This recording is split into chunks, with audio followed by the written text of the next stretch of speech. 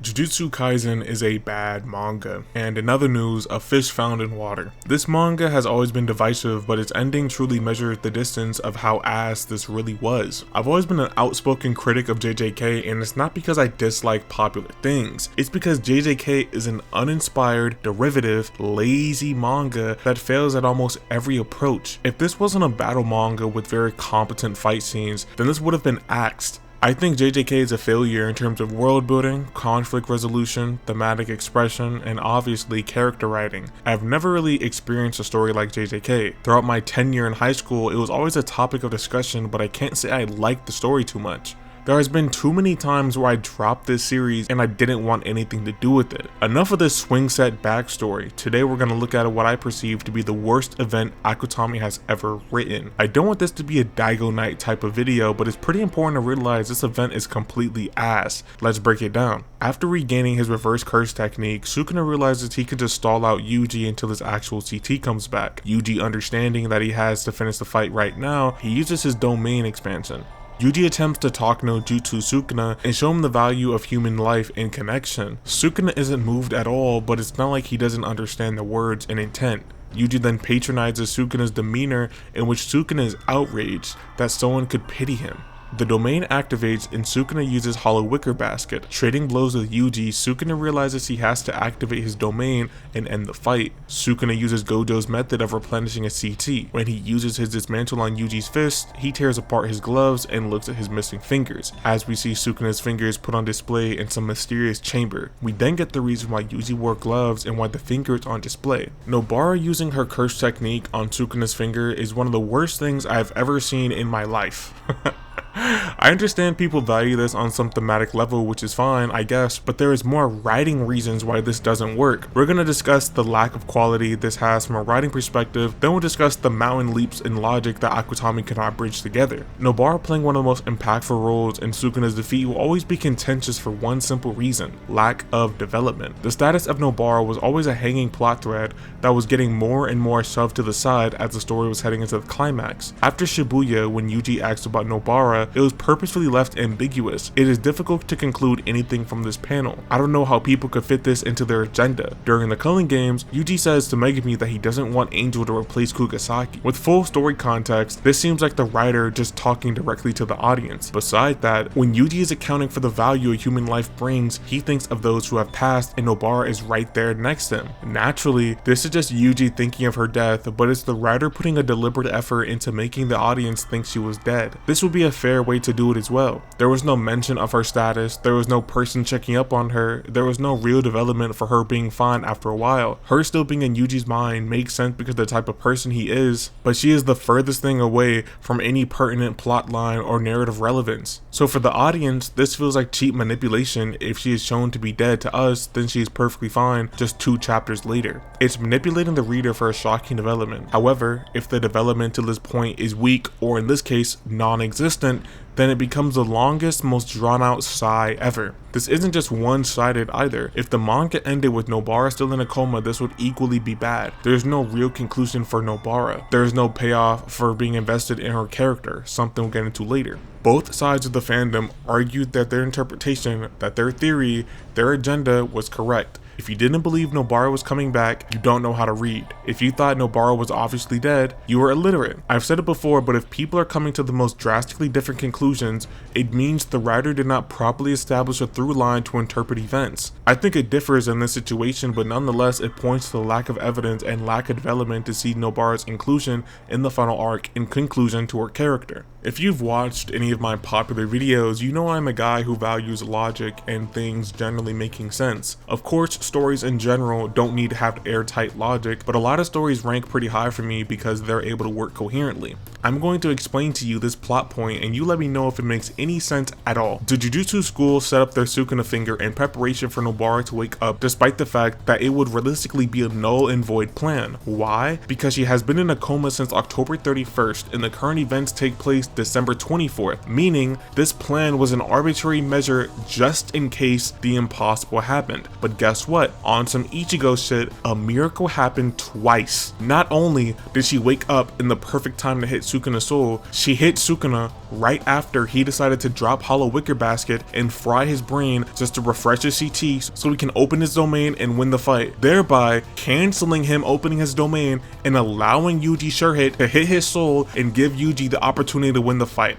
What we have here is the most contrived shit ever. Gege Akutami wants you to believe that this plan they created could reasonably happen despite Nobara being asleep for almost 2 months straight. Then he wants you to believe that despite her not even being awake for an hour, she could hit Sukuna's soul in the most perfectest timing ever to cancel out his domain. With no exaggeration, that shit does not work. This is one of the most contrived things ever. I really don't think someone could create something more contrived on accident, meaning I think Akutami wanted it to happen this way, which would make sense because of the gloves. I think Akutami wanted to create a parallel with the Mahito thing to hit home with the theme of connection or whatever, but ended up making one of the most jarring plot developments ever that sent every reader into mass psychosis. Transition, did you like it? Did you listen? The mic is probably different and hopefully the audio isn't too messed up, but like hopefully my computer is anyway, literally a top 10 moment in JJK, but y'all aren't ready for that conversation. This was posted about a day ago, yeah, over a day ago, and it's been quoted a lot. You know, like people really have their opinion. So we're gonna run through this and we're gonna give some of my thoughts on what people say. If you think this is a top 10 moment in JJK, you probably have not read JJK. I'm like, this is bait. Like obviously this is bait. But if anyone thinks this is like a good moment or top 10, let's say a top 10 moment, you have some type of neurodivergence and you don't have like the cool synesthesia one where you're able to like analyze shit quickly. No, you have I can't operate neurodivergence. So let's go to the quotes. JJK fans forcing themselves to think this moment is hype. That's pretty funny. We are not doing revisionist history, bro. Okay. The most ass pull returns in manga history. Yeah, I agree. I also kind of like this Chris guy. I think he liked one of my tweets. Plus, look at his antagonist. Those are 3 out of 3. 1, 2, 3. Fucking fire. 1, 2, 3. Fire. Yeah, it's just an ass pull. It's an ass pull of an ass pull. It's impossible to justify. It's impossible to make sense of, and you only get like it's like you get like the most tedious thematic tidbits ever. I would damn near call this a thematic non sequitur. And what I mean by that is what the author was trying to do with this pretty much does not connect to what he actually wrote. What he was trying to do, his intent does not connect to how it actually comes across. Yeah, ass pulls. Imagine Sakura got her shit blown smooth off in the pain arc, and then this is literally the moment she comes back out of nowhere. That's exactly what happened with Nobara and JJK, and I'm so for real. So tired of people wanting to force her comeback as well written just because they fave her. Yeah, probably think like, I'd probably say it's not that bad. Like, I mean, I wouldn't, cause okay, when you say things like this, I definitely think you're going too far. Like, because Nobara did have a chance of surviving. The point isn't about her surviving or not, even though she did have a good chance of surviving narratively. I definitely think you're trying too hard over here. And if you think the comeback is well written, like I said, there's small thematic tidbits to make someone believe that. So the justification is there. If this happened in Naruto, like the way this dude's talking about, there is no real themes being pushed there. It's just a very corny panel. Like, at least this panel right here, it's pretty corny, but it's not the worst shit ever. This is this right here is corny. Like, the panel of, like, Kakashi going, oh, my students, they've come so far while this happens is corny as fuck. If power ever comes back like this, I'm dropping. I thought she see this woman's bad. If this woman's bad, then I'll take away any bad thing I've ever said. Cause I was about to say something bad said about her. But... Okay, we have to fucking wait now? We have to wait? Are you serious? I'll give you guys a progress report with that if I end up getting accepted. A character getting ghosted for more for most of the manga's run and then coming back when there's a that's pretty funny. I'll give that one a like. Nah, the Goku image is pretty corny. I don't know if this is Goku. I'm not a Dragon Ball fan. Nobara was really getting a Kishimoto level treatment from Gege, and people in the timeline were hyping it up. Misogyny Kaisen. I don't know about Kishimoto level. This is corny, right? JJK fans, when it comes to eating trash, trash, yeah, I love trash, yum yum trash. That's corny. Weak ass character should have stayed down. Like, this gif is so fucking funny, bro. This gif is dead ass so funny. I be trying to do this to people at my job.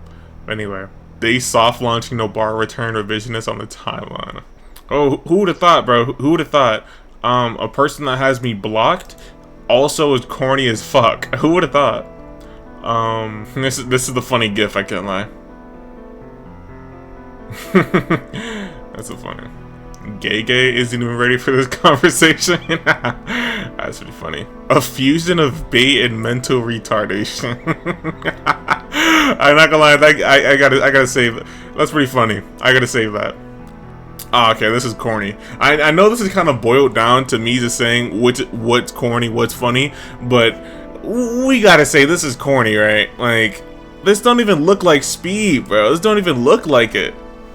It looks like the nigga's sleeping. It literally looks like he's sleeping. What I love most about this moment is okay, learn how to read, bro. What I love most about this moment is she wasted no time getting back into action after being unconscious for months. Even though it seems like an ass pull, it's very true to her character. Her squad was in trouble and she came in clutch. See, what I really don't like, I mean, I already knew Sean over here was gonna say some nonsense. 29, damn. I already knew Sean was gonna say some nonsense since I just read the high-end Yuji for his tag, but he said he loves this moment. Dude said he loves this moment. I don't know how. I think you have to be on some type of Yer cassette in order to like it, but sure. Then dude said, even though it seems like an ass pull, seems, seems, and then he said her squad was in trouble and she came in clutch. It wasn't her squad. I mean, I guess Megami was technically there in trouble, but it was more like Yuji was gonna get cooked. Hey, what's that one Vito Spider 4 thing? Fuck you, the guy was gonna get cooked. Fuck you, the guy was gonna get cooked. Dude was literally about to get his shit deep fried, like objectively speaking. And yeah, she came in clutch. She came in clutch because it's an ass pull. So you're right. You're reading JJK with your head up your ass by comprehending everything. Her coming back like she did was ass, and it's okay to admit it. Anyway, that's the end of the video. If you liked it, like, if you want to see more, subscribe. But no matter what happens, right, like you clicking off the video, me never uploading again, not likely, but me never uploading again, we have to all come together for one thing. JJK sucks. There is not going to be any revisionism. A lot of people who like JJK in the anime right now who haven't read the manga, you know what they say? They say JJK is fun, but they don't understand the power system. The power system is too complex. The character is just alright. And they love the animation and when they throw hands. So essentially, right, all you have is a series that people value one thing in. So I don't know how there's going to be revisionism when there's only one thing that people actually look forward to. But regardless, thanks for watching. This has been Deku Opioids, signing off.